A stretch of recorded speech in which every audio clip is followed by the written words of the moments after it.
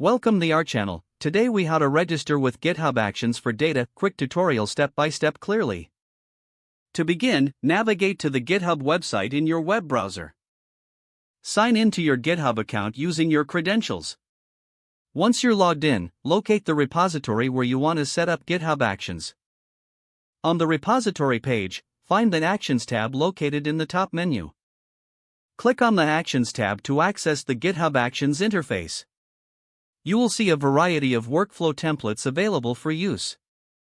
Choose a workflow template that fits your data project needs. Click on the template to open it. Review the sample code provided in the template.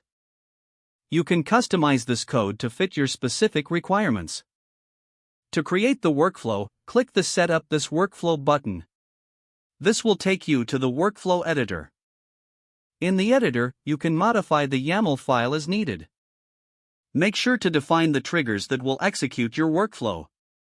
Common triggers include onPush or onPull_request. Next, scroll down to review the Jobs section. This section defines the tasks that will be executed as part of your workflow. You may want to add additional steps specific to your data processing tasks.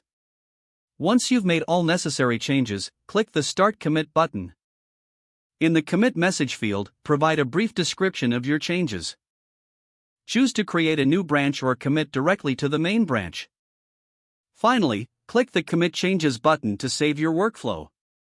Your GitHub Actions workflow is now registered and ready to run. You can monitor the progress of your workflows by returning to the Actions tab.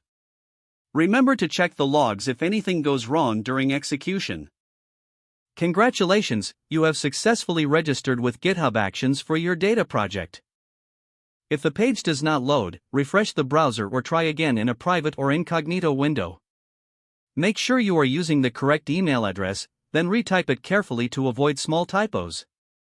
If your password is not accepted, use the reset option and create a new strong password you can remember. Don't forget to like this video and subscribe to our channel for more step-by-step tech guides.